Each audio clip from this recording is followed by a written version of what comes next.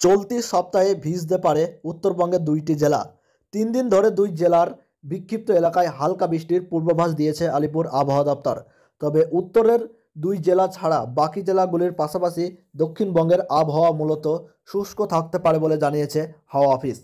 আলিপুর আবহাওয়া দপ্তরের তরফে জানানো হয়েছে, আগামীকাল উত্তরবঙ্গের সমস্ত জেলায় শুকনো আবহাওয়া থাকবে এবং আজ হালকা থেকে মাঝারি বৃষ্টি হতে পারে দার্জিলিং এবং কালিম্পং জেলার বেশ কিছু এলাকায়। এই আবহাওয়া মোটামুটি আগামী 3 দিন পর্যন্ত লক্ষ্য করা যাবে। তারপর তাপমাত্রার পরিবর্তন হতে পারে বলে জানিয়েছে আবহাওয়া দপ্তর। তবে দক্ষিণবঙ্গের জেলাগুলিতেও চলতি সপ্তাহে বৃষ্টির কোনো সম্ভাবনা নেই। দক্ষিণবঙ্গ জুড়ে আবহাওয়া শুষ্ক থাকবে। আজ কলকাতার সর্বনিম্ন তাপমাত্রা 22 ডিগ্রি সেলসিয়াস, যা স্বাভাবিক তাপমাত্রার সমান। গতকাল কলকাতার সর্বোচ্চ তাপমাত্রা রেকর্ড করা হয়েছিল 31 ডিগ্রি সেলসিয়াস।